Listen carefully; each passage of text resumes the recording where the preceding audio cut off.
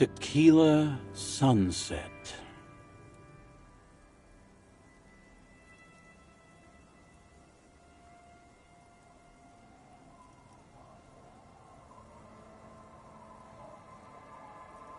Ah, tequila. I knew you'd come through. Let me see. What? This isn't my jacket. My jacket was beautiful. This is fucking filthy. What am I supposed to do with this?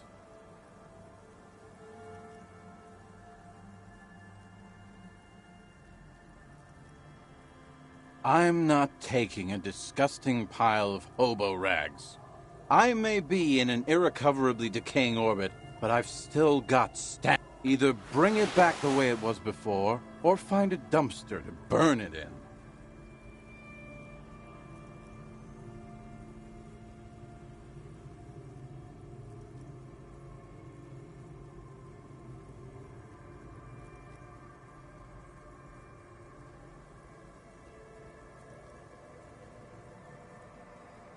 You know, despite the guano, it looks like the jacket itself is stain resistant. It may just need a good scrubbing.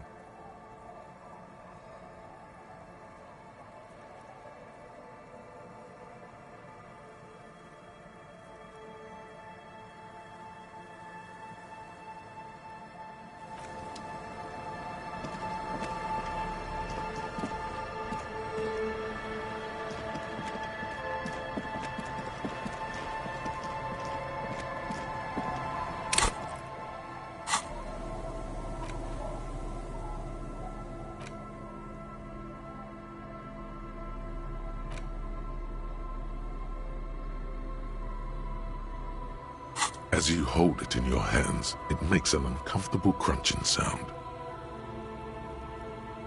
It's a sordid, filthy tale, not for the weak. Are you sure you can stomach it?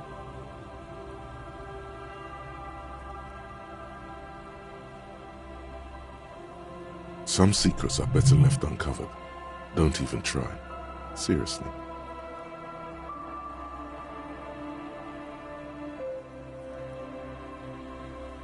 It occurs to you that you're not even holding the jacket itself, but rather the thick crust of jetsam and seagull shit that ensconced. It smells like a dead sea creature, tangled in grey strands of seaweed.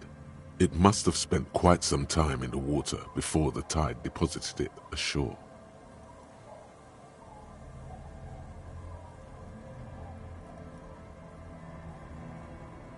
Why? Why did you think about it? Look at your hands. They're covered in muck.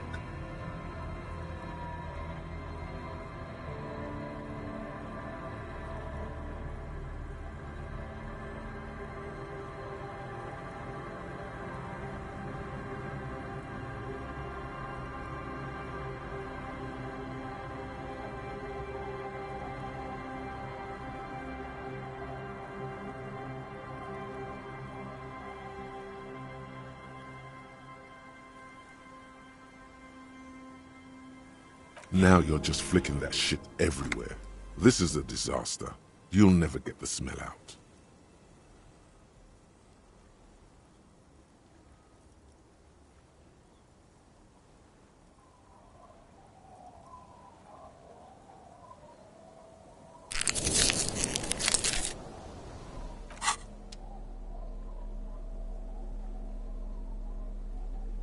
As you hold it in your hands, it makes an uncomfortable crunching sound. There is no why.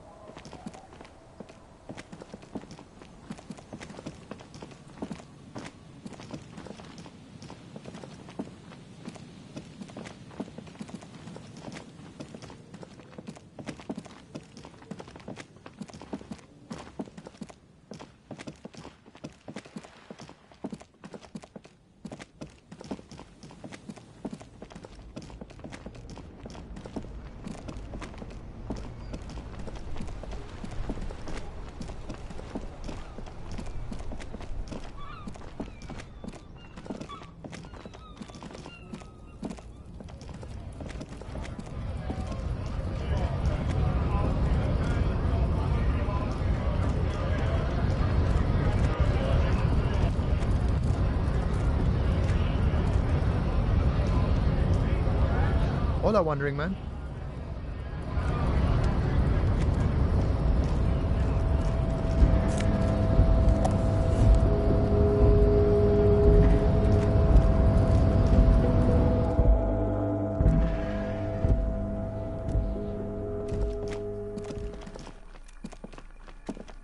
An imposing combination of a punch clock and a payphone is looking down at you from the wall. A note on the side says, "Tokens unavailable due to strike. Use change."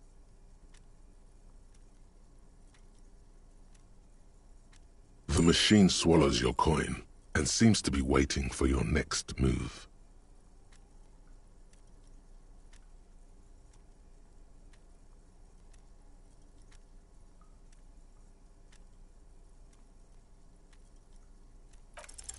Your fingers run over the dial pad. 005. That's the dialing code for Revachol. 4952. And a moment of hesitation. Calling. Calling. Still calling. Then... Video Revachol, 24-hour video rental. We rent 8 and 10mm film for home use. This is Lammy. How may I help you?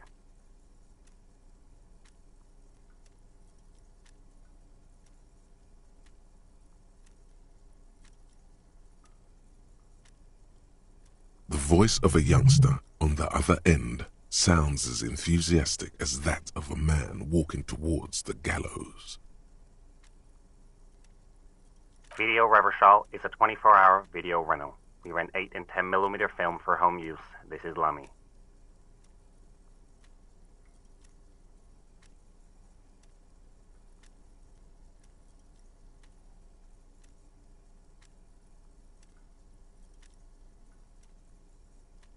No. Sir, I don't know. It's a video rental. Maybe you rent videos here. Maybe you called to extend your rental period? Do you need to extend your rental period?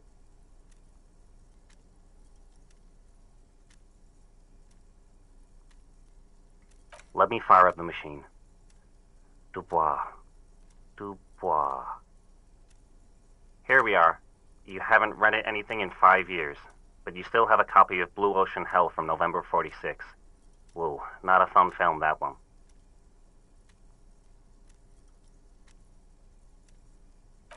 It's not an easy watch. After the death of his daughter and subsequent divorce, Ziemsk immigrant Egidius Wojcik tries to come to terms with the onset of dementia.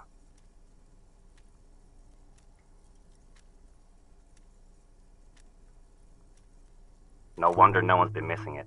Still, it would be great if you could return it to us. We're on the corner of Voyager and Main.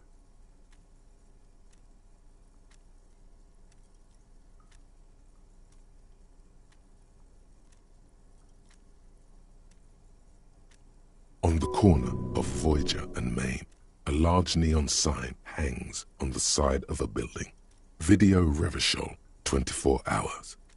It's raining and there is almost no traffic on the street. A woman's footprints in the mud lead away from the front door. Tiny heels tiptoeing down the road. Beautiful steps, light-footed with a lifetime ahead of them. You look up and the air seems to grow darker.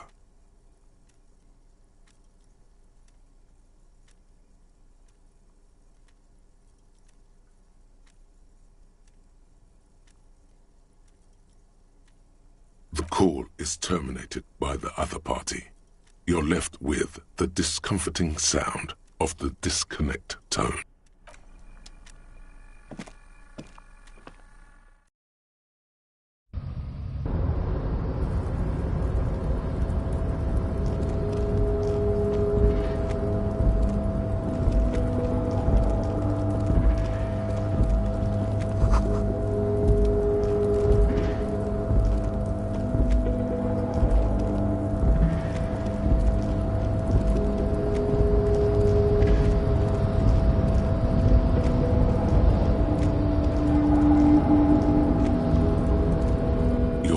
Before the cargo container.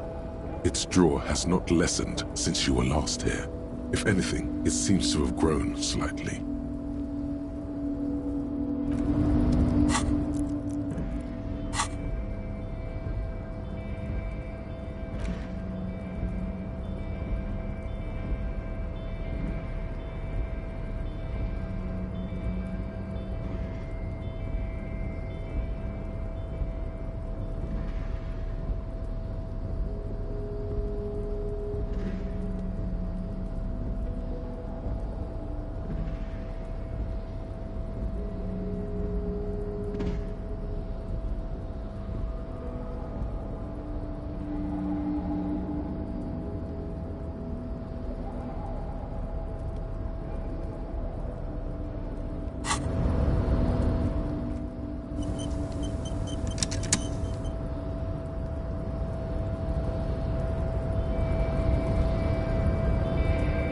back before the cargo container. Its drawer, despite the dirt that surrounds and trails you, a beacon of light emerges from deep within you.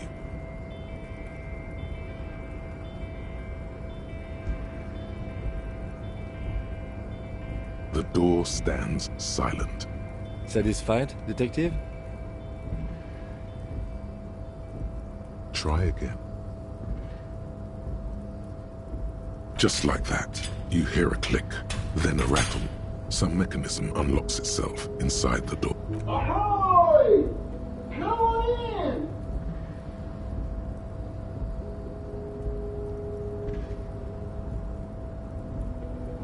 You can't be serious.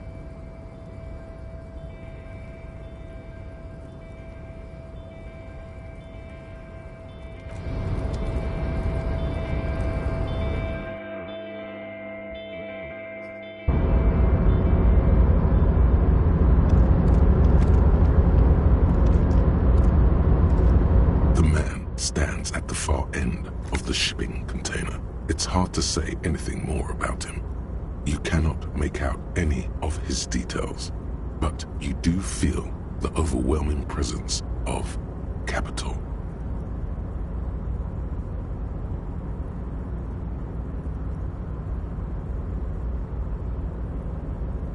The feeling causes all the hairs on your body to stand at attention, like soldiers preparing for review. Something's amiss. The light beams bend around his face and scatter in 1,000 directions. It seems the laws of physics do not apply here. They are suspended, distorted. Trying to visualize the physics at play is liable to give you an aneurysm. Don't think about it too hard.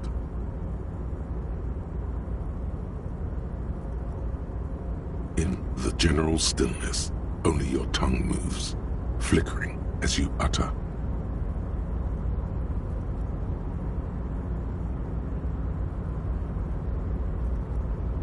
Welcome. Come in. Make yourself at home. Sorry, I'm not better able to receive you.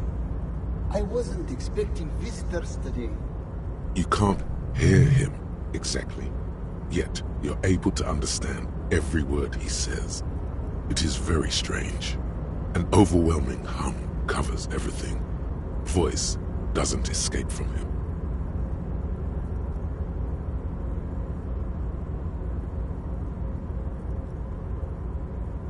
Now, what can I do for you, gentlemen?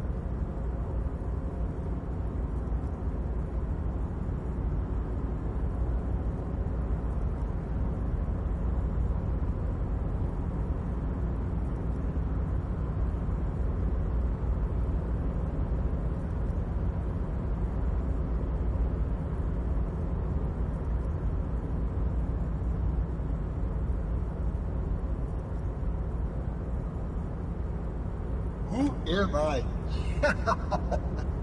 Oh, I haven't been asked that question for such a long time. I don't meet a lot of people outside my circle these days. Anyhow, my name is Rustam Theodore, investor, license holder, and extremely high net worth individual. And you are?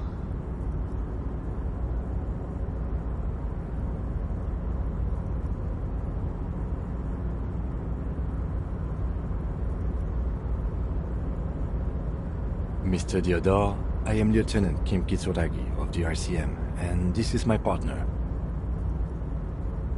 Pleasure to meet you, Harrier Dubois. I must admit, the name suits you very well.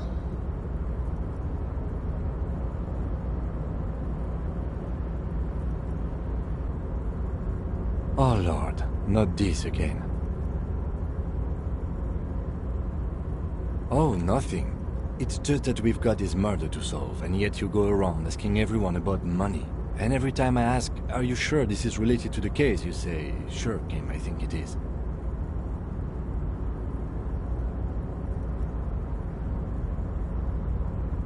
And yet, it never seems to get us any closer to solving the case.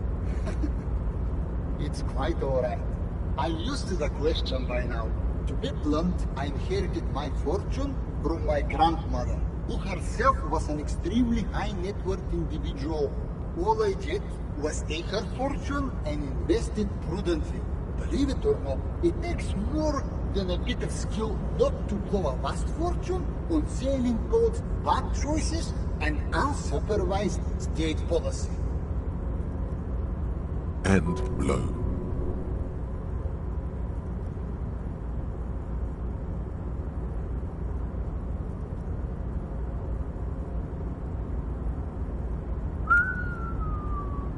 Gotta tell you, at first, being rich is a lot of work. You've got to work hard because everything's so darn expensive. You know, prices increase exponentially at this income level. But then, once you've reached my position, it's nearly impossible for me not to make money. My assets are so diversified that I'm bound to come out ahead no matter what. Some of my lower net worth friends say to me, but doesn't that take all the fun out of it?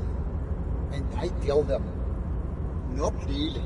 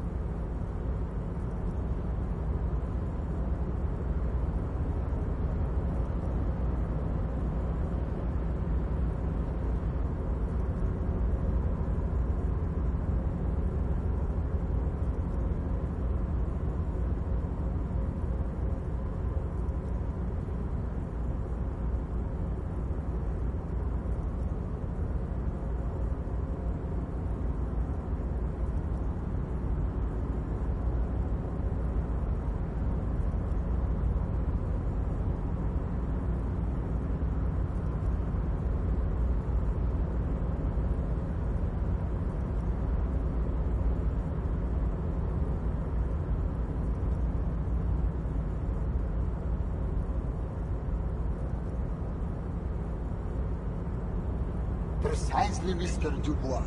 You know, I hear people talk sometimes about economic equality and fairness, but tell me, where would we be without liberalism? In caves, whacking each other with bombs. Exactly. A world of slavery and violence, which brings us back to the essential where we are right now. The freedom of mankind can only be derived from the... It is truly. It's almost entirely carefree. It really leaves you time to better yourself spiritually. Hey! All this talk about money has made you lose the thread. What is going on with the light in this place? That's what you need to ask him about.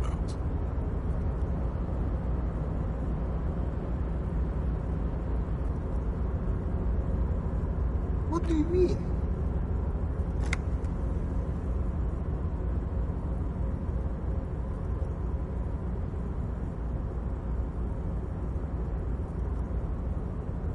Are you talking about my chin?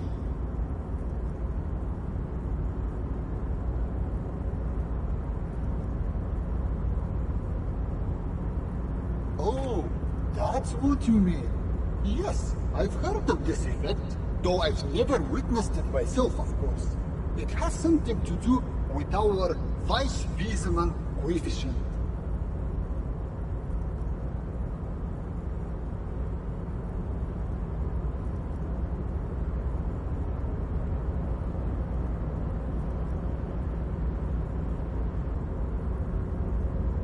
It's some statistical thing.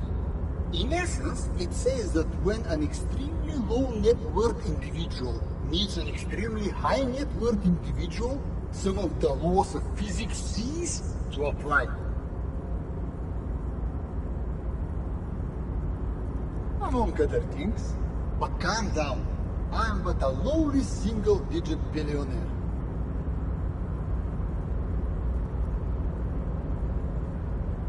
No, not really. There are actually quite many digits. I see nothing of the sort. To be frank, all I see is a gentleman who's unusually well dressed for Martinez, in a cargo container, which I admit is odd.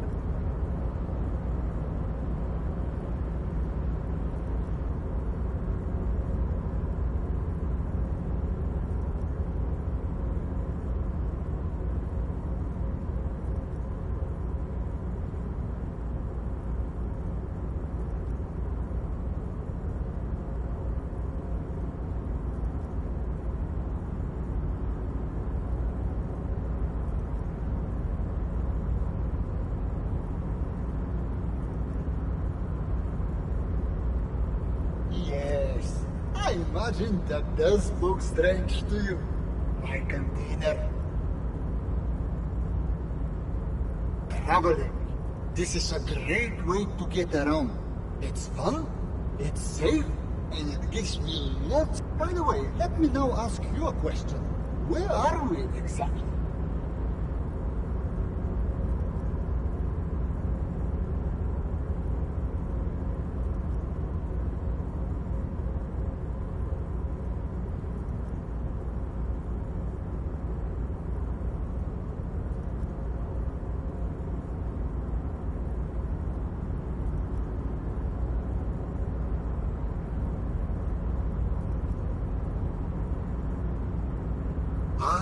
Herschel. I remember walking its streets as a teenager. There used to be a bowling alley in Stella Maris. It's a shame I can't get out and explore myself. One of the downsides of being an extremely high net worth individual is that mobs of low net worth individuals are constantly banding together to ask for money. There simply aren't enough hours a day to hand out all the handouts. It's like feeding seagulls. There are always more, and they never seem to do anything interesting with it, except more seagulls. Spending money is a matter of desire. I'm sure you agree. I don't have the desire for spending it like that. Smart, you know? It also provides a means to hide from all the targeted advertising we extremely high net worth individuals are constantly subjected to. Luxury yachts, high fidelity portable radio systems, fail-proof outerwear, and so on. It just gets a bit middle class after a while. A bit bourgeois.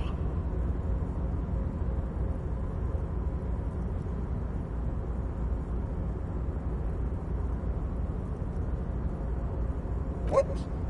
No, I did not say that at all. Being rich is great. Just don't tell anyone I told you that.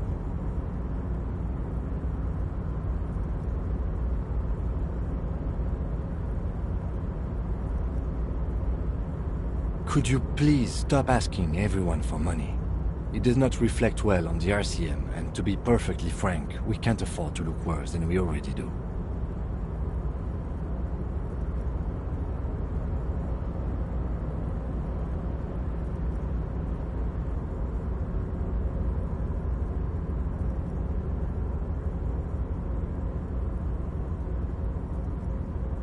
It's perfectly alright. Based on your appearance, I can tell I'm dealing with a smart man. As you may know, us high net worth individuals do not have a lot of cash on hand. Investments and liquidity are enemies of one another. I think I only have here is 3 real. How much can you get for this?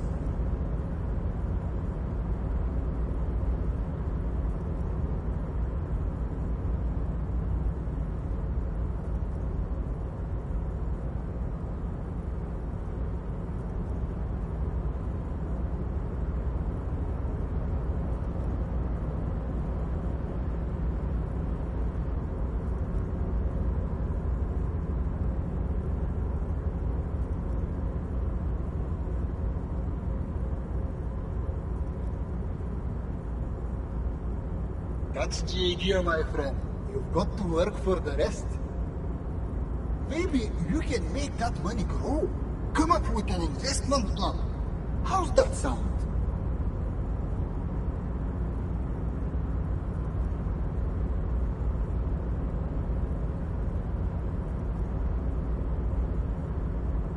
Thanks for stopping.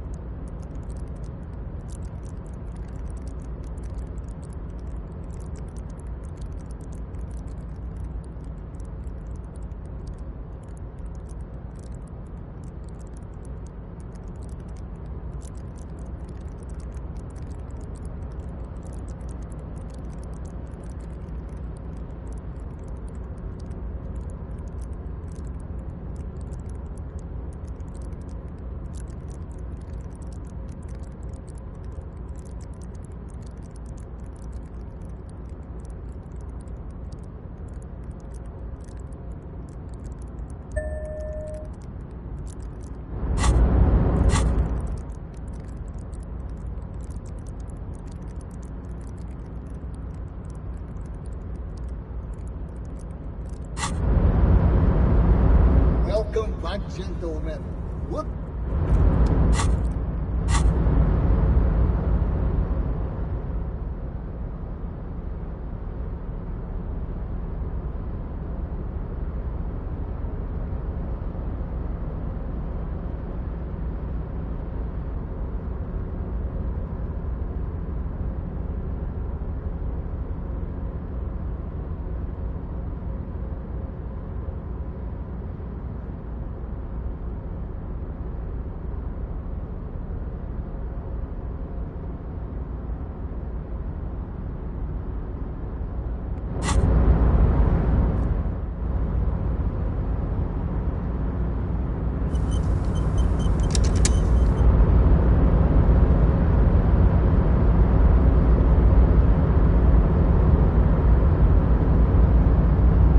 Welcome back, gentlemen. What can I do for you? If business planning were...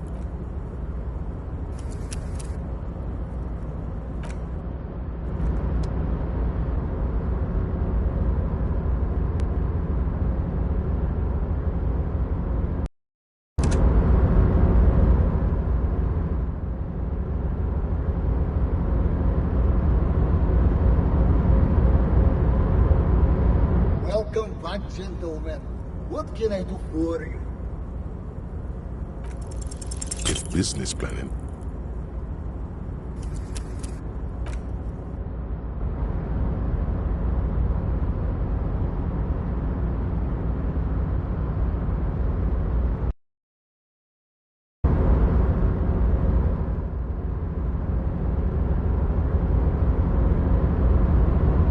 Welcome back, gentlemen.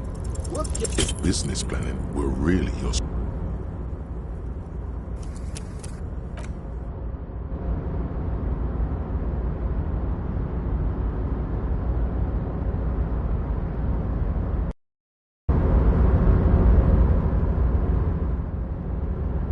Welcome back, gentlemen. What can I... If business...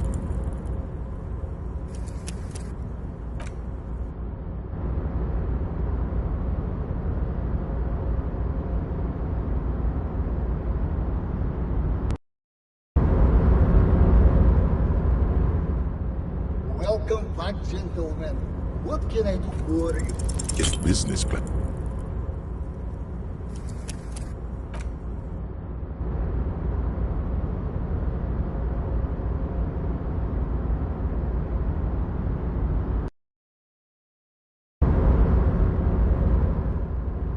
Welcome back, gentlemen. What? If business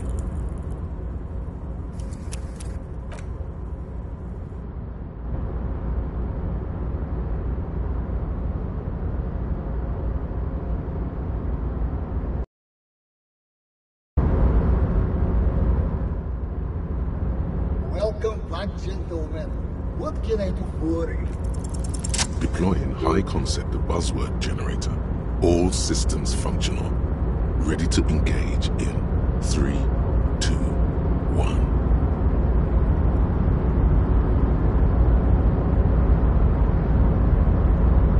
It's time to disrupt the future.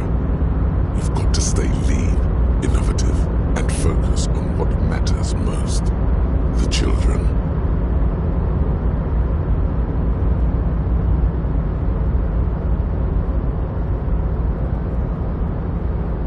A youth center, huh? What kind of youth center? A place to train buff kids. Come on, tell him what he wants to hear.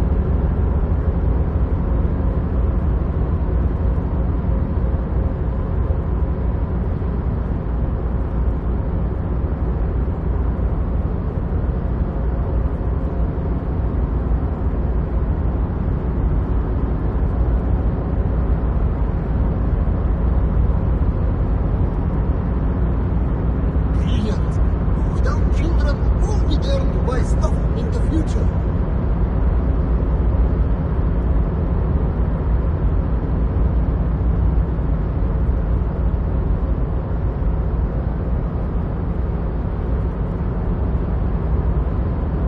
When life closes a door, it opens a window, yes? What do you expect me to do with this?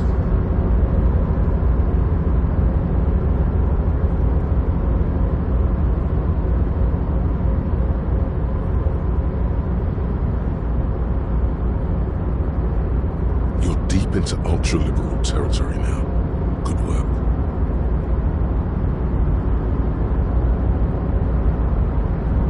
Very impressive.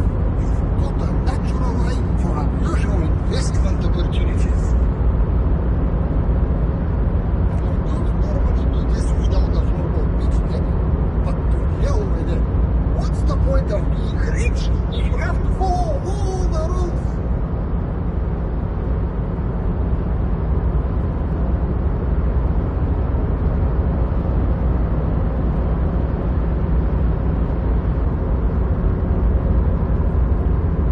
Years around, I've seen funding. This should be enough to prove out the concept and get things off the ground. Cha-ching! What'll it be? Speed? Vodka? Cigarettes?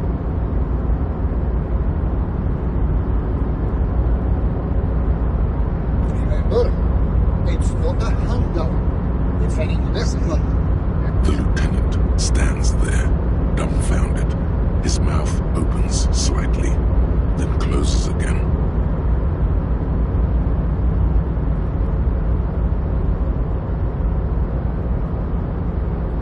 Is he having a stroke?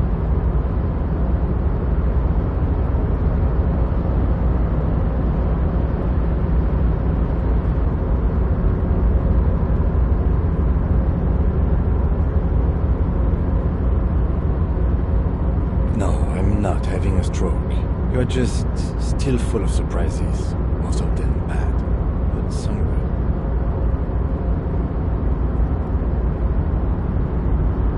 The lieutenant has granted you an aura of legitimacy. Bathe in it, but don't let your satisfaction show. Play it cool.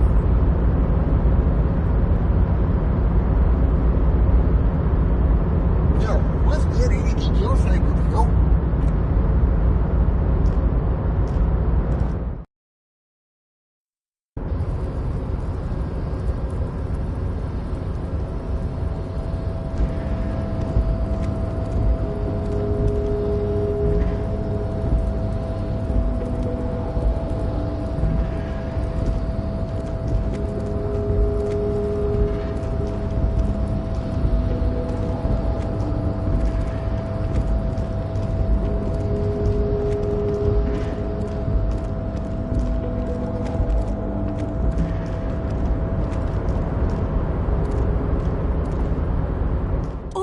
mister. I'm not gonna...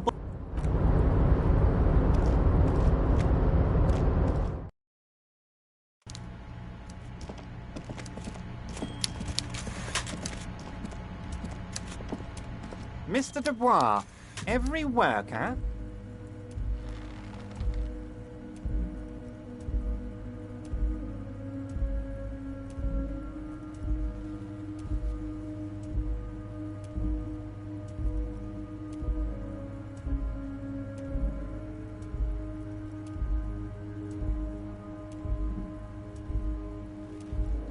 That's right, Mr. Dubois.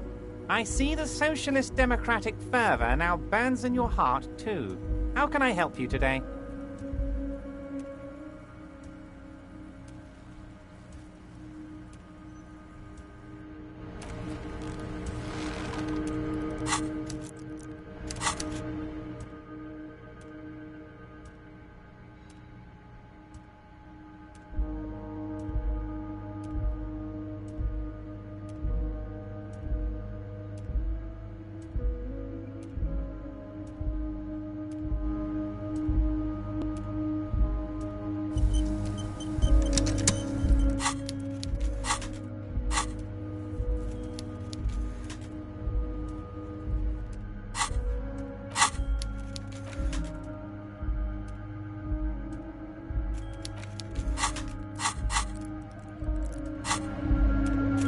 Mr. Dubois, every worker, member of the board.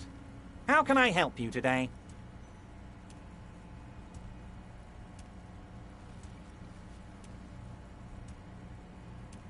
Mega rich light bending guy? Oh my god, how did that get in there?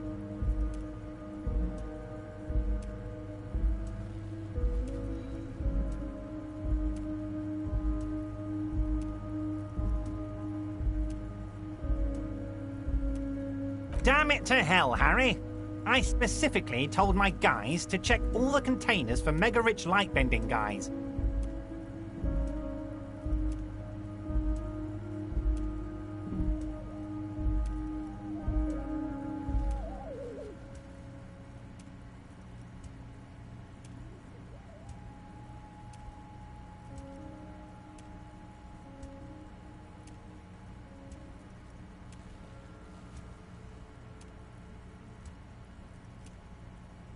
There was a guy in the container, but he didn't bend any light.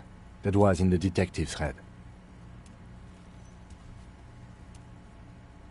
Honestly, guys, we might be moving all kinds of suspicious things through this harbour, but I won't be caught transporting the light-bending mega-rich. I have a reputation to protect.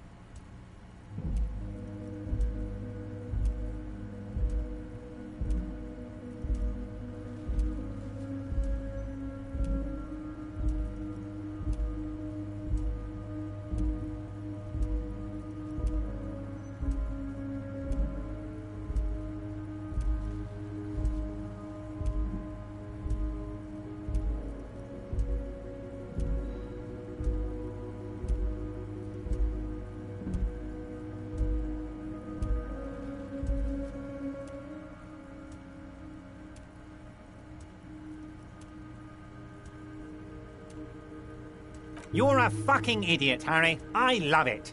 Thank you for sharing this deep, idiotic part of yourself with me. A hallucinating market liberal. I love it. So poetic.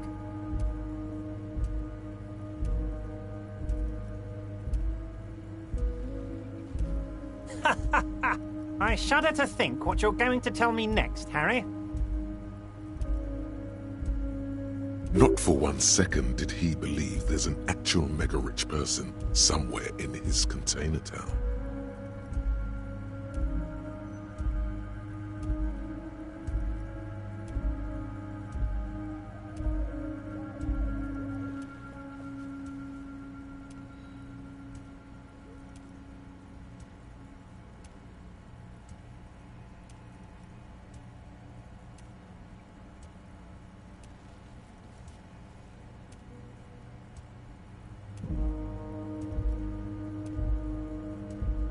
No, you didn't.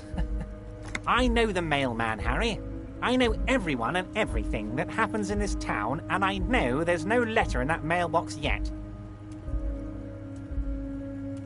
Just like I know you'll get it done. Once you stop horsing around, let me know when it's done.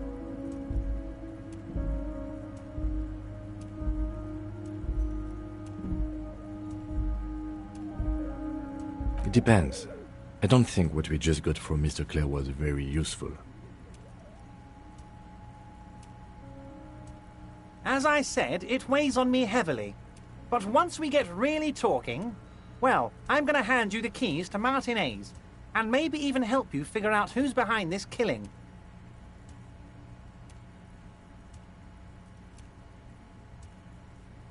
He's saying as little as possible, as vaguely as he can, deliberately omitting things.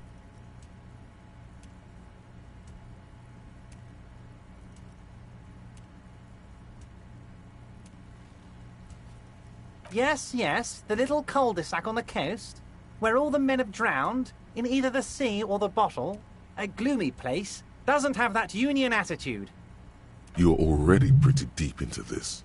What's a little more? No one can see you here in Martinez.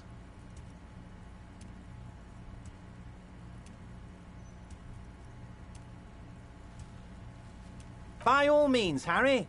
What's on your mind?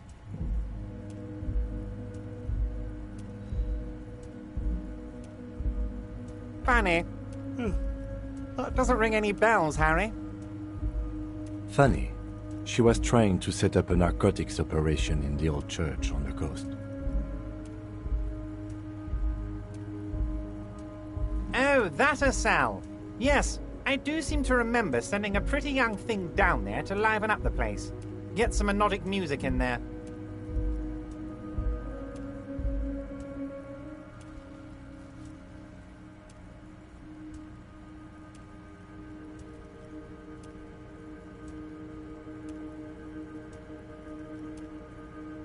Amphetamine lab? That sounds very immoral and debauched. Frankly, a health risk. But what do I know about kids these days? The music they listen to, the drugs they do while they listen to that music? It sounds to me like you are trying to start an amphetamine lab in the district. And you're using some delinquents you found, God knows where, to set it up and run it for you.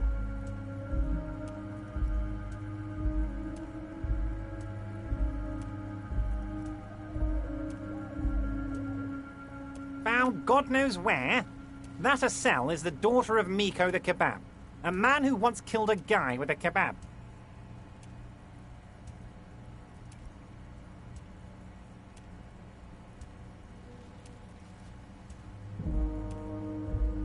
I think a daughter of a man who killed a man with a kebab can handle running a little nightclub, don't you?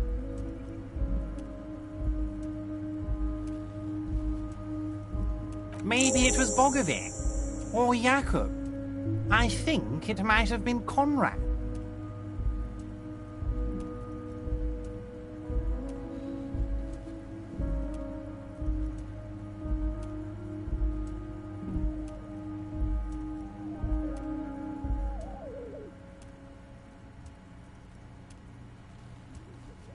A nightclub? Harry, I'm an old-fashioned guy. After work, I like to listen to some rock and roll music and have a non-alcoholic lager. Nightclubs don't interest me. But here I am, talking about myself, when you have much more important things going on. Tell me, Harry, how can I help you?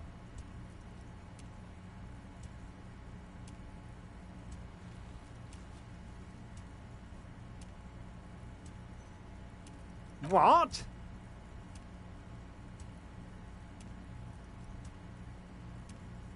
Oh, how could I forget your little side project? Well done, Harry. Well done. Don't even tell me what it was. But good job. I love it when workers take the initiative like this. So do I. That's one tasty brew. You should drink some right now, if you can.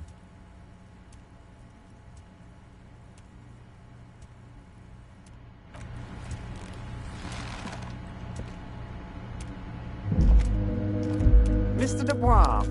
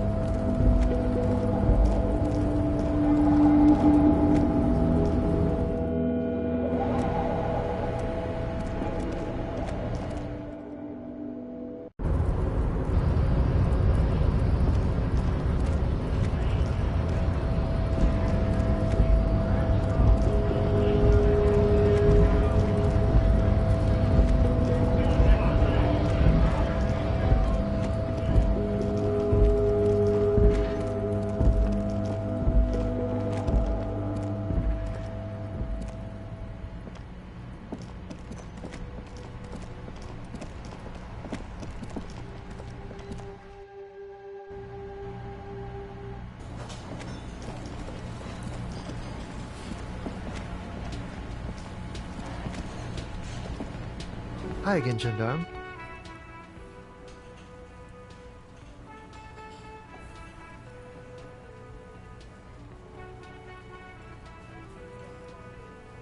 You did? And how did you like him?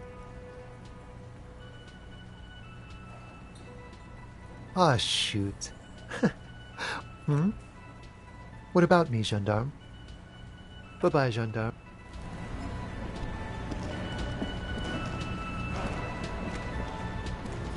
Oh, hello, dear. There you are. Hey. Well, well. Bringing him that new bird sure made a difference in his... Got the 20 real? Good. You got the room for the night, but...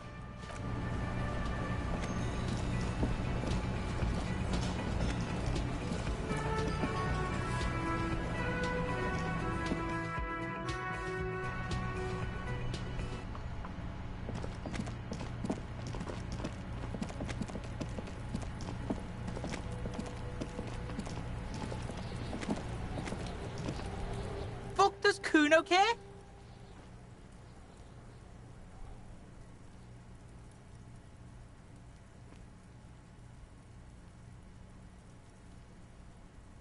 Here, pig. We're fun now. Performance buddies.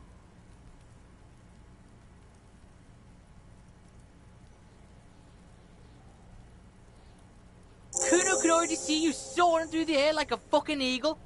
Pig's in Kuno's debt now. Money debt. Money debt doesn't mean anything. He's just saying words. You're not in his debt. Kuno doesn't...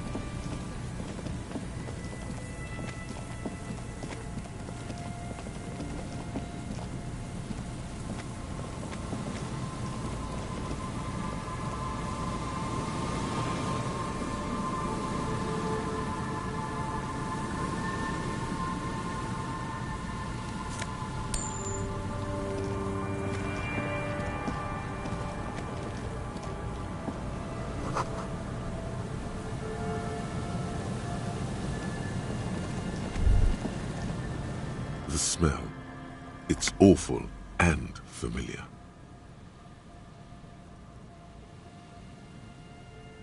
Don't you recognize it?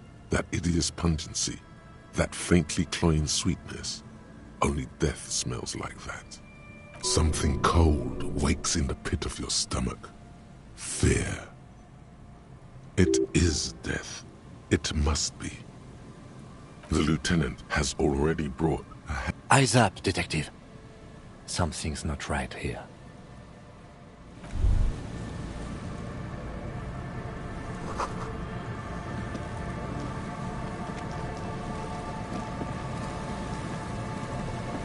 There's some tear, an empty cigarette package, and a crumpled kebab wrapper in the trash bin. 2 empty bottles of Tallulah vodka and a can of black potent porter is all you find. No, there's more in there. Livis strawberry liquor, plus some Pilsner bottles too. Better not pick them up. They seem unhygienic. A tragedy.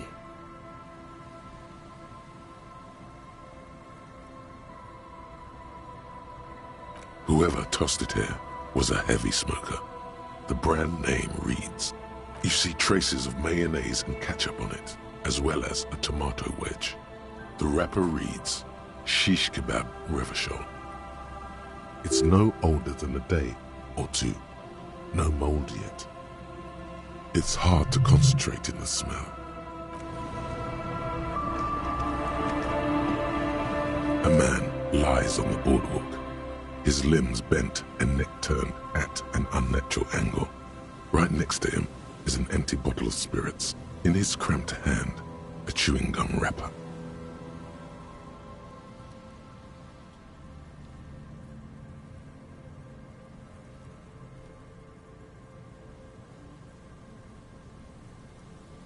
Half of his body has slipped between the cracked boardwalk, starting with the right leg. The fall has left him broken, contorted like a sack. The smell is not as bad as a 2-week-old corpse, but it's definitely heading there. Hold on.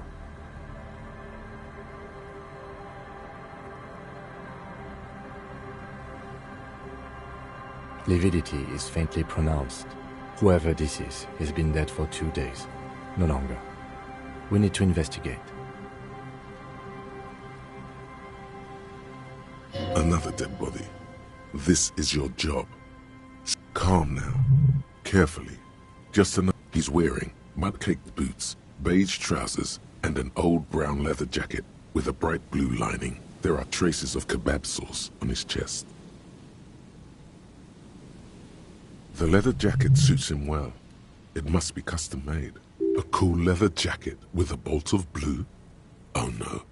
This sounds terribly familiar. You find some sunflower seeds and a rain-soaked library card folded into 2. His jacket feels sodden and heavy under your hand. Good. We should take a look at that library card after this is done. The man has fallen through a crack in the boardwalk and hit his head against the metal bench. Coagulated blood covers his black hair. One of his feet is still dangling through the hole. You have to be quite inebriated to fall that bad. Well over a liter of pure ethanol. 3 bottles of wine, or 1 and a... Or maybe it was just dark. When damp, these boards are really slippery. Even a sober man could lose their balance here. His expression is dull, like the sea behind him. Drops of water shining on his mustache. His eyes empty and wide. Height 170 to 175 centimeters. Curly hair. Stout build. Age approximately 50 to 60 years. There's some dried blood on the metal bench, right where the corpse's head rests. The floorboards are rotten and slippery wet around the hole. An empty bottle lies nearby. A chewing gum wrapper is clutched in his fist. Be very, very careful where you step here.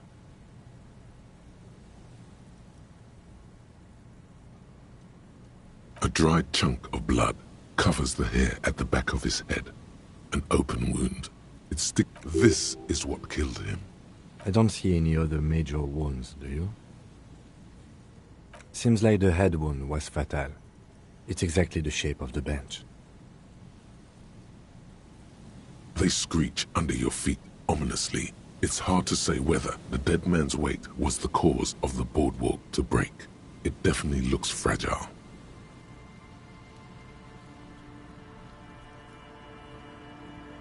You see waves churning below. Something cracks beneath your feet. He could have easily disappeared into the sea through that hole, and you would have never found him. A .75-liter Tallulah vodka with its cap missing. There's hardly anything left. It's mid-market spirits with a slight touch of menthol. The man meant to enjoy himself, have a good tear all around us.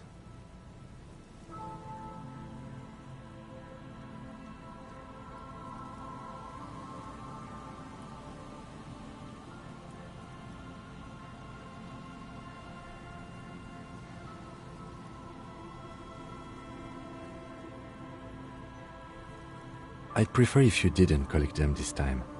It's not proper.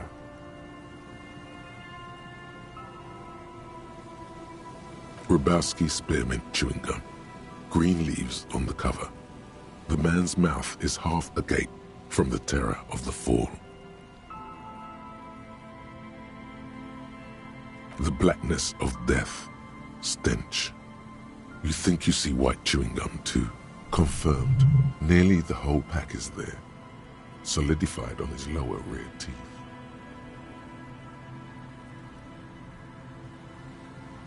He ate the whole pack, right? It's to cover the smell of alcohol before going home.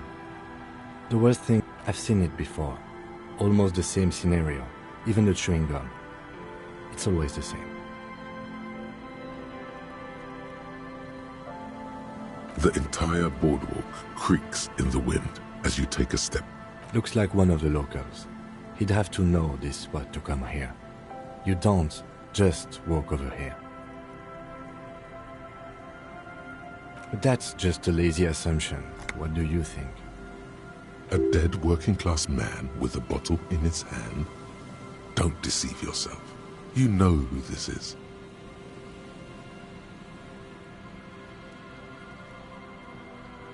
The woman you met at the book stand? Why do you think it's her husband?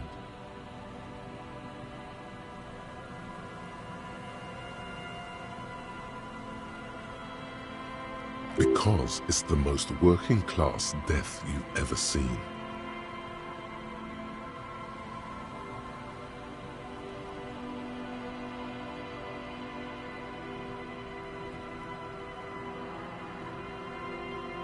I can't see a book. So he took the book to the library, then came back and thought, I'll have one. I'll have one drink before I get home. Just one drink. I have my cool jacket on. I took the book to the library. Damn it. He's definitely someone's husband.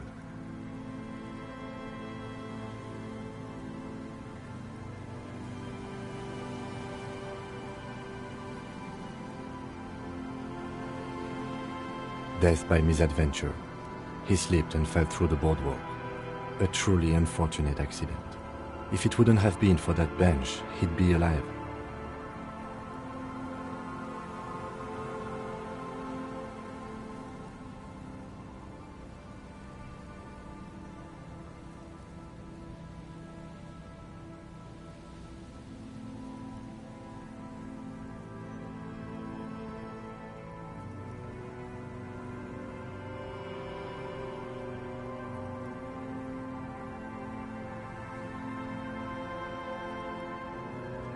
No. It's a simple, albeit sad, accident, unrelated to the murder case. Yes, but what if there's a killer on the loose? 2 suspicious deaths in such a short time frame.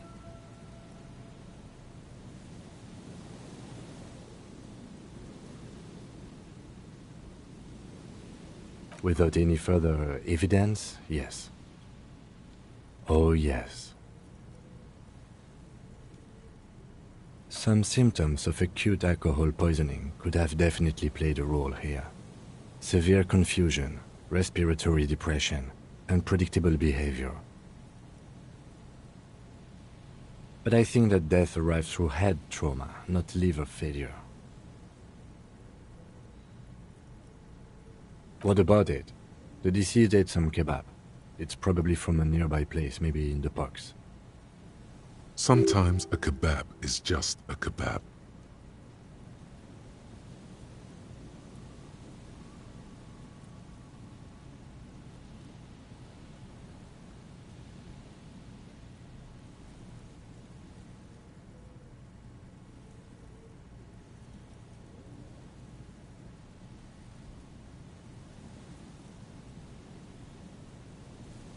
They'll seal this place off after the news reaches the coalition officials. I doubt that they have enough resources to actually Not that sealing it off would keep anyone away. All it does is keep the city council's hands clean.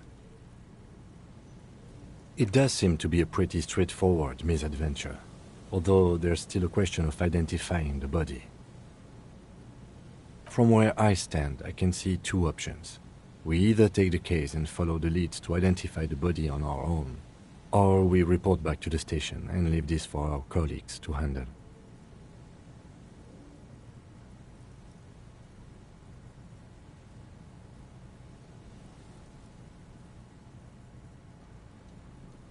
Alright, we should first examine the library card you found. Then we can call the station from my kinema. Let them know we are taking the case.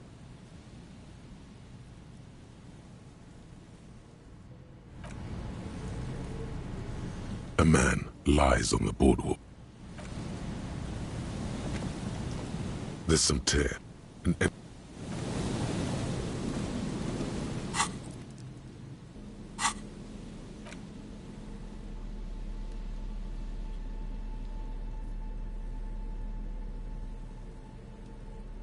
The library card is folded into two and still slightly wet to the touch. The front side reads, Central Jamrock Public Library Card, issued to Billy Mejean, expires July 53. Billy is a unisex name. Could be the deceased, or his family member. Whoever owns this card is an avid reader. You find a list of books written in blue pencil. Radio thriller. Stand a little less between me and the sun. The last one in the list is The Glinton Curve by M. Theobald. A library stamp indicates that the book has been returned. Most of these titles seem to be in the sci-fi genre. Some thrillers too. If lost, please return the card to the library. Dial 005 02 55211 or visit us at Moreau Street, 78, Jamrock. Business hours. Good. We should give them a call from my kinema. See if we can learn anything about Billy Mejean. Good idea. There was plenty of information here to go by.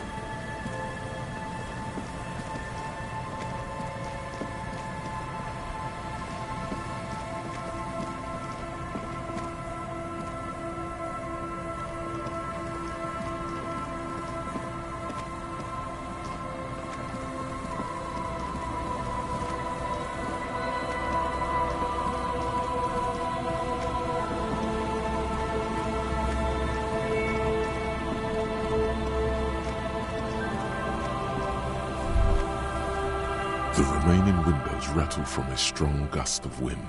They're covered in a thick layer of grime. They must have been like this for 40 years.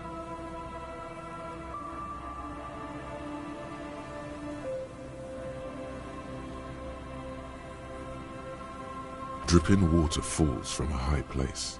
All you can see is the shadow of a collapsing staircase. There's rust and corrosion on the bars.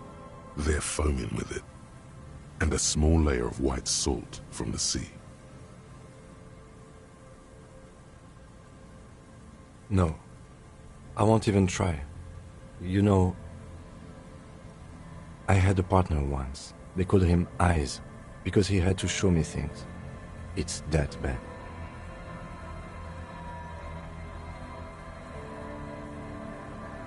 Well enough, actually. It's odd how that works. I'm no sharpshooter, but I pass my shooting courses 7 out of 10. His hands lead the way when it comes to that. And his shoulders. It's reflex.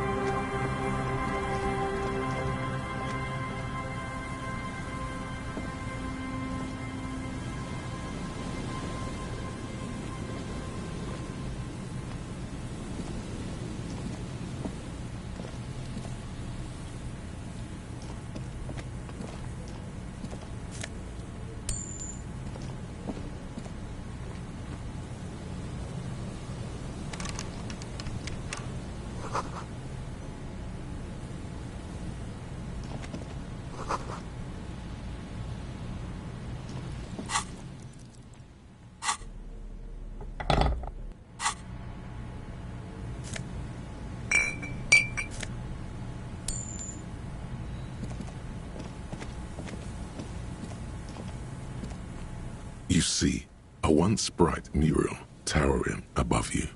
The signage has peeled off over the years, but you can still make out Feld Electrical R&D, a slogan used to intertwine with the loops a long time ago. Now, only a shadow of peeled letters remains. It says, "Tomorrow is just a whisper away." Looks like tomorrow never came.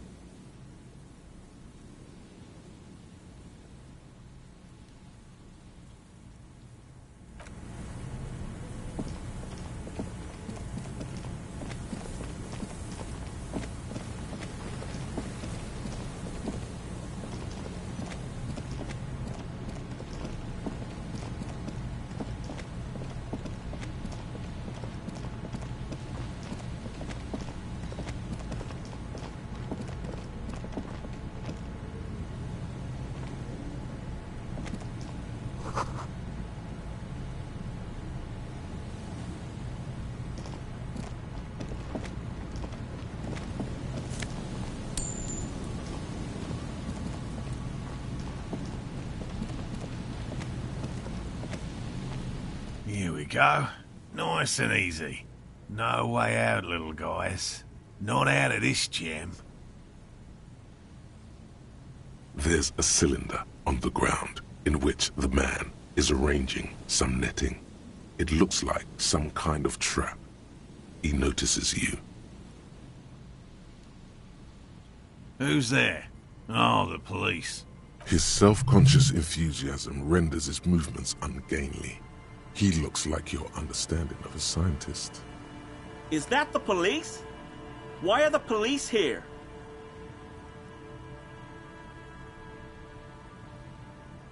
Don't worry, Gary. I'll handle it. To what do I owe the pleasure?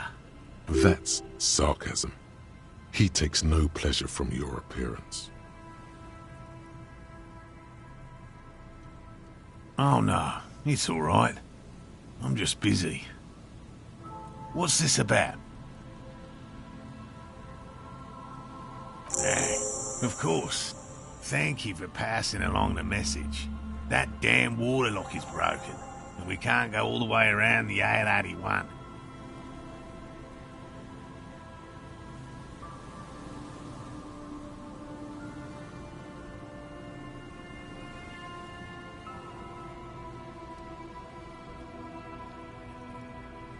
Oh, good.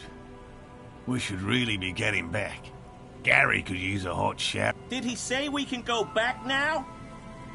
Yes, Gary! We can go soon! If you see Lena, tell her... Sir, your wife is... I just have to do one more round. See if the Phasmid has taken the bait. Then we're going.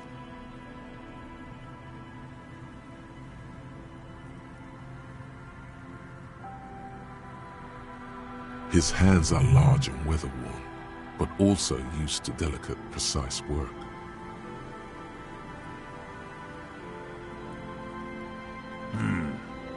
Well, first of all, it's damn difficult to find, which is why we've been knee-deep in the reeds laying traps for it. Good question. Being a Phasmid of the order Phantasmodea, a ghost insect, it disguises itself as plant matter. In this case, the reeds. Awful lot of reeds around, aren't there?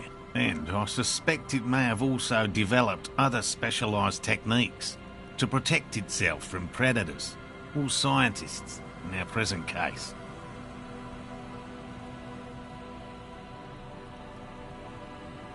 It's my hypothesis that it has evolved certain electrochemical defences that allow it to interfere with animal perception, impeding pattern recognition, confusing the visual cortex. But I cannot describe how these defences work, much less how they evolve, without studying a live specimen. A ghost insect, he said? These people are looking for a ghost. I'm expecting it to be quite giant. One known species of Phasmid, called the Megaphasmodea zoensis, is about the size of a grown man's forearm, so...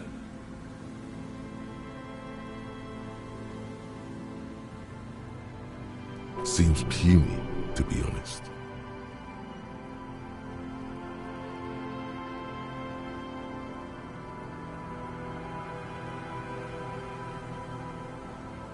Typical rookie assumption. Insects are much more sophisticated creatures than those unversed in zoology give them credit for. Even simply catching a glimpse of the Insulindian Phasmid would be the apex of my, of any, cryptozoologist's career. But to study it and its defences, find out how it's... would be glory itself.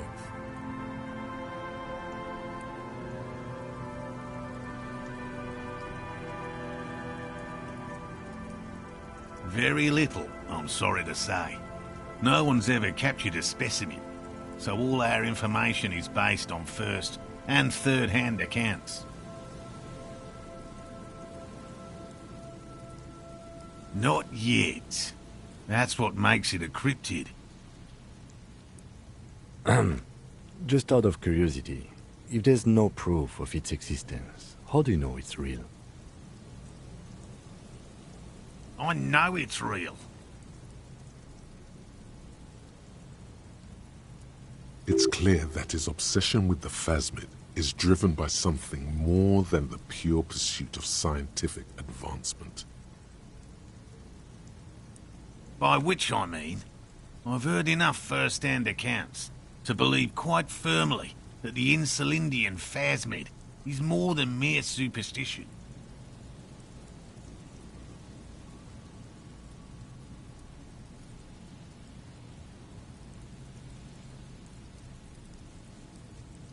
Yes, the most recent sighting was by a couple of teenagers along the coast. It's the first credible sighting in several decades.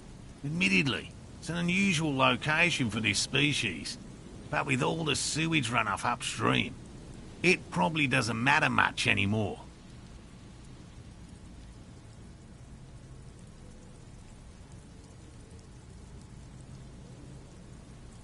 I have to resist the thought. Such an extraordinary creature is doubtlessly highly resilient. After all, it's generally thought to be capable of parthenogenesis.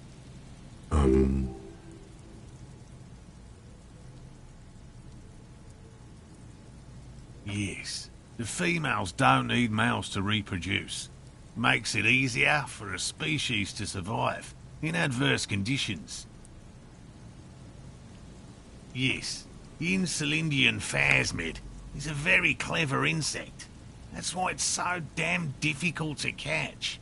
But as a scientist, I'll try my best to remain dispassionate.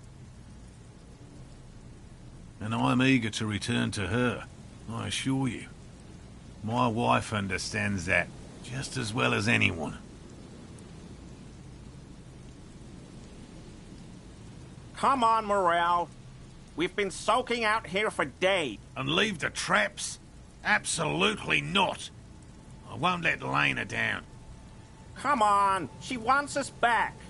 I'm soaked up to my nuts over here. We'll both catch reed crabs if we don't dry out soon.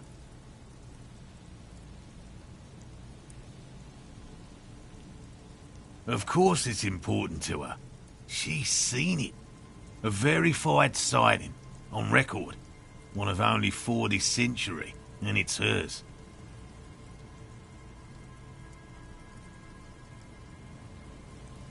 She's seen it?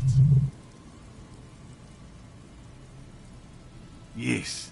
That's how we first came to know one another, in fact. But that's her story to tell, not mine. Suffice to say, it's long been our dream to find proof of the Insulindian phasmid together. I can't abandon course now.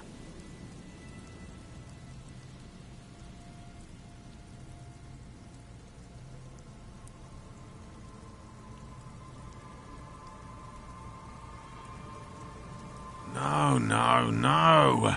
The traps need to be monitored on a regular schedule. What will we do if the phasmid... He's dead set on this. I could go for some trap setting. I didn't expect you to take such an interest in our work here, officer.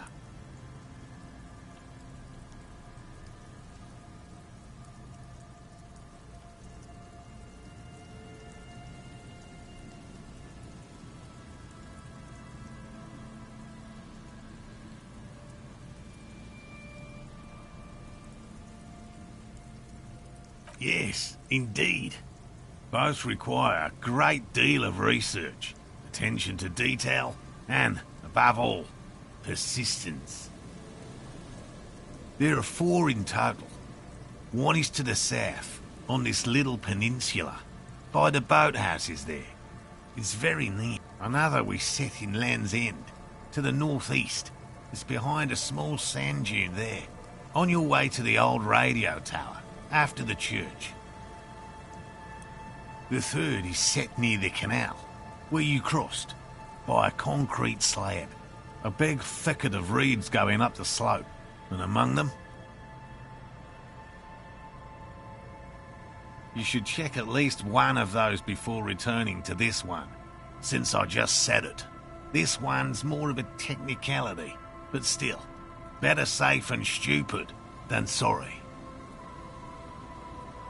That seems like a lot. Do we really have time for this extracurricular venture?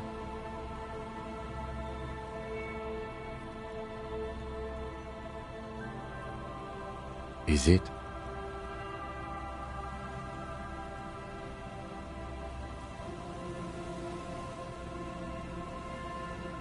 Bring it to me at once.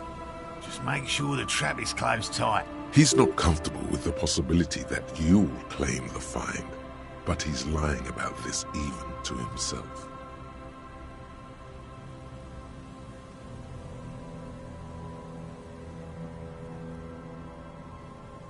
That's highly unlikely, officer. But in the event you do, I'll spray you with a pheromone mixture I developed. Did you hear that? Pheromones. You were right about the teenagers. Oh, I doubt there is any connection there. Anyway, these pheromones will attract the insect to you, or at least prevent it from bolting at the sight of you. It's quite potent. Should last you about a week.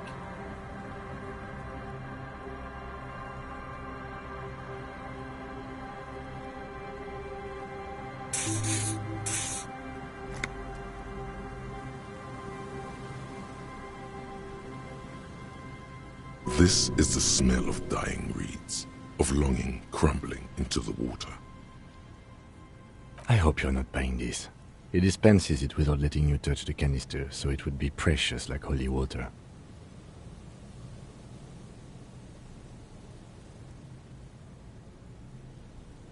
It is precious. A single dose cost me 50 real to develop. Not that I expect you to understand self-financing one's own research.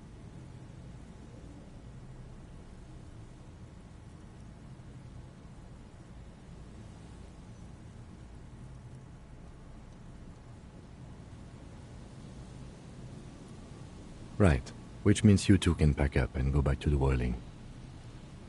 Finally, someone's talking. Thank you for your help. Gary and I will start breaking down camp. If you have any more questions, now's the time to ask. We'll be gone once you get to it. If it's more cryptid-related business you want to discuss. But what if the information is vital? What about his eager-to-leave friend Gary there? Talk to him too, perhaps.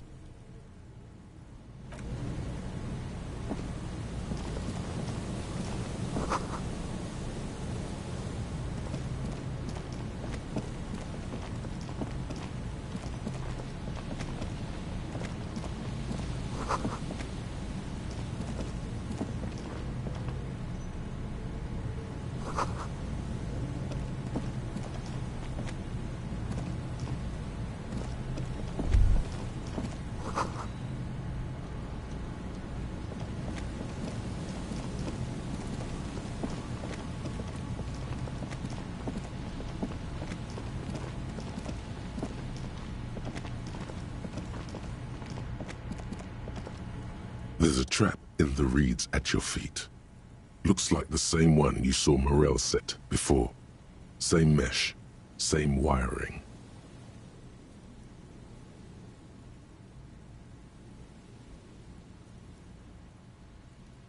Behind you, a ruined residential building looms over the reeds, shielding them from the wind. They rustle confidentially, in tune with the pitter-patter of the rain.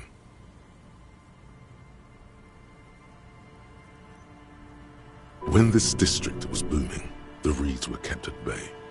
Nothing obscured the freshly painted facades.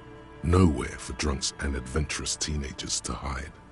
Now only the wind blows.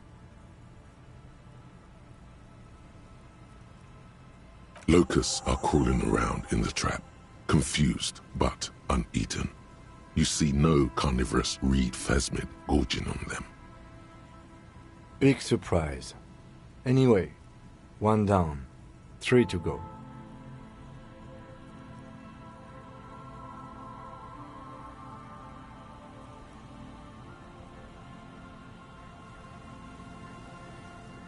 No, you weren't.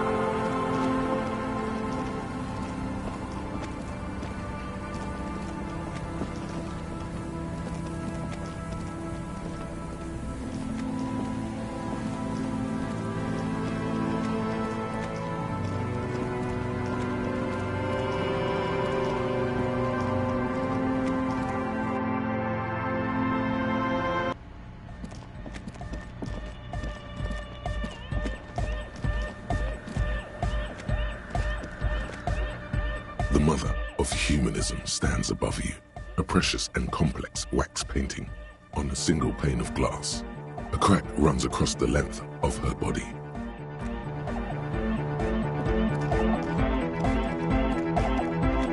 Oh, hey man, it's good to see you.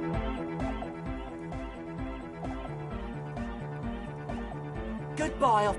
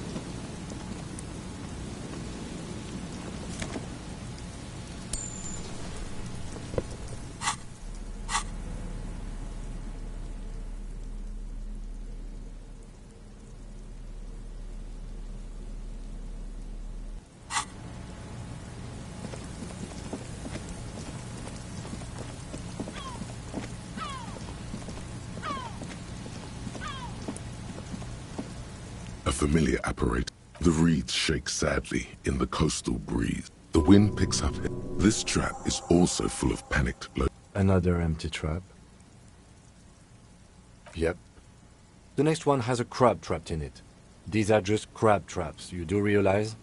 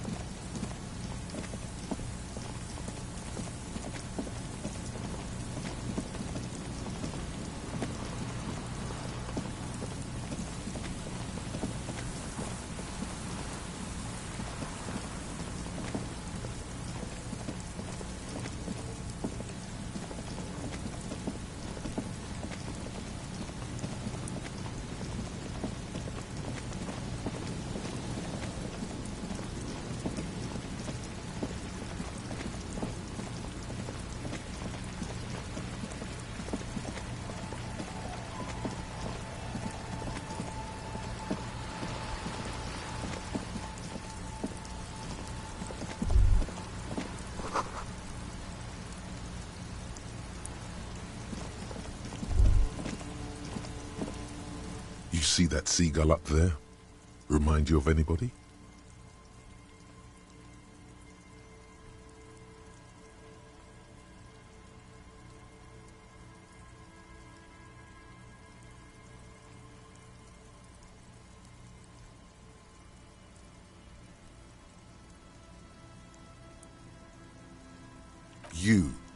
You and the seagull are just... Think about the seagull's story. It's one of endurance and adaptation. The seaside was paradise once.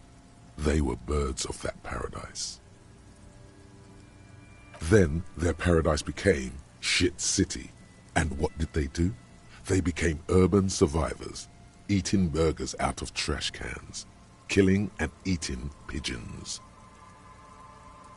No time for that sentimental bullshit. They're hustlers, getting shit done. They're one pair of track pants away from gangsters, just like you.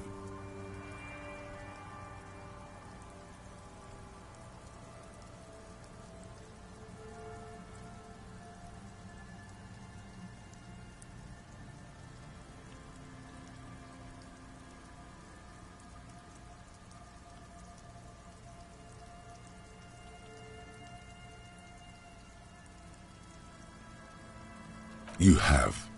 The body remembers.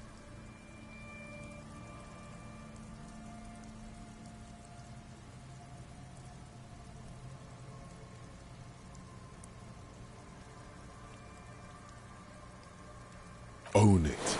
Steal hot dogs. Shit in the sand. Whatever it takes to keep going.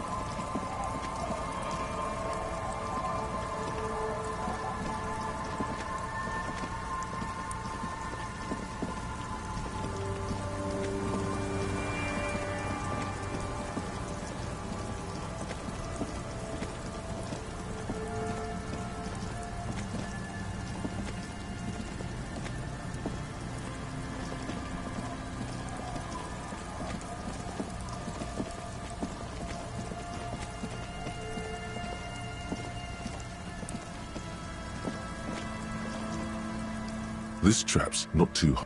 The reeds bend forlornly to the constant. Nothing but locusts in this trap as well. Empty as all of them.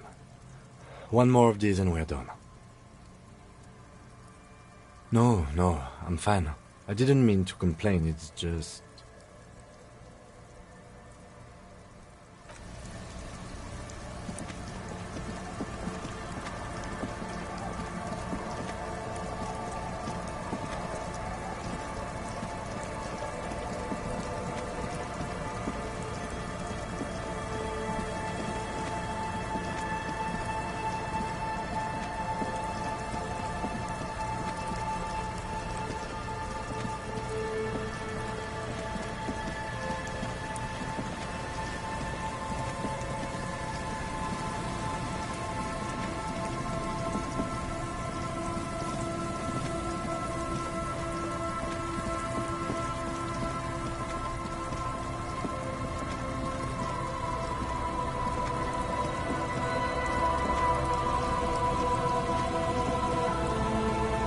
This is the last of the traps.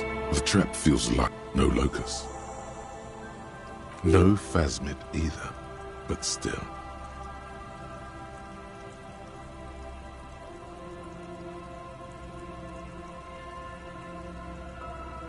Your voice echoes on the coast, carried by a gust of cold wind. Well, the bait worked on something.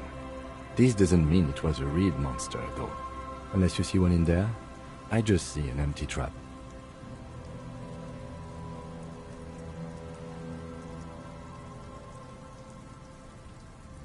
The netting is a little untidy, messier than the others. Like someone or something picked the trap up and shook it before dropping it back down on the ground.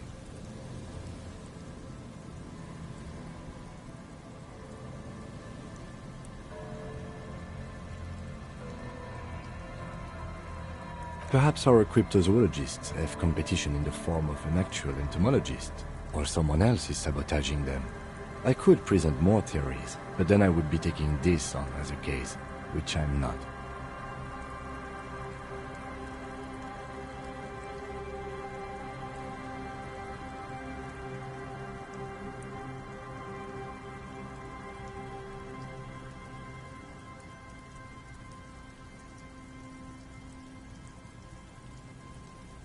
Right. Anyway, that's for the cryptozoologists to figure out now. We are not cryptozoologists. We are cops. The reeds by the abandoned campsite hiss and shake in the lazily falling rain. It's good the cryptozoologists left. This isn't a very cozy place to stay night after night. The later it gets, the colder. Remnants of the camp can still be seen in the sand. The fire.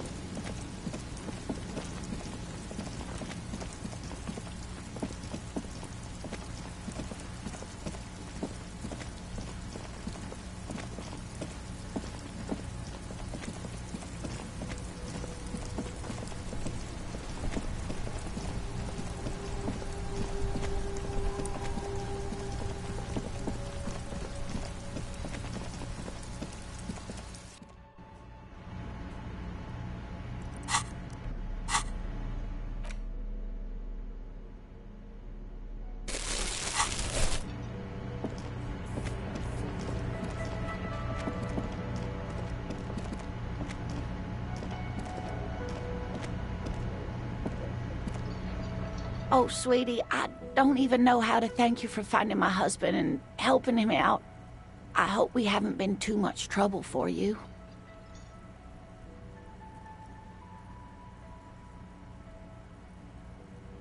Here, I want to give you a small token of my gratitude. It's a tie, Mexican origin. The pin is an antique, quite special.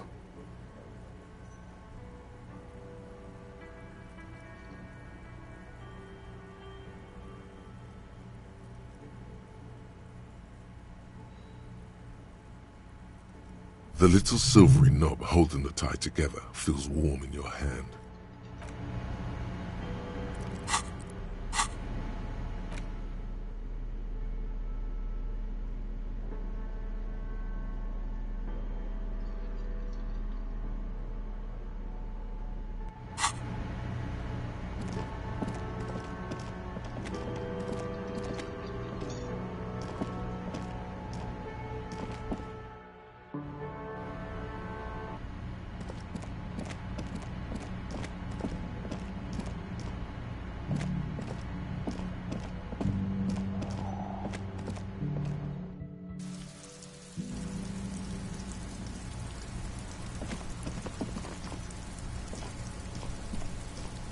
Yes?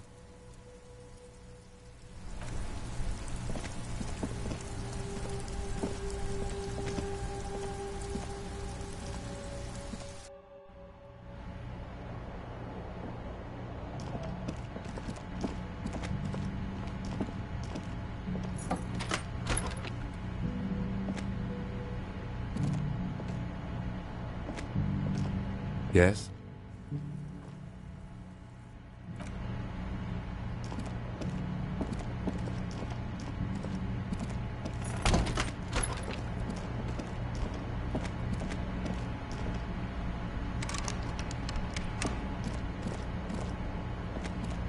The bed is still cold from the broken window, and not... The room behind your closed eyelids is familiar now. The only home you've ever known. Its darkness gathers. The last thing you hear is the wind blowing in through the broken window.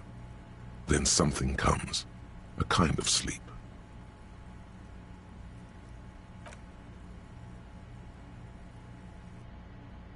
Like a deftly cast fishing net, sleep pulls you out of the world and into its dark shore. The rough mesh chafes. Tightening around you, it digs into your brain.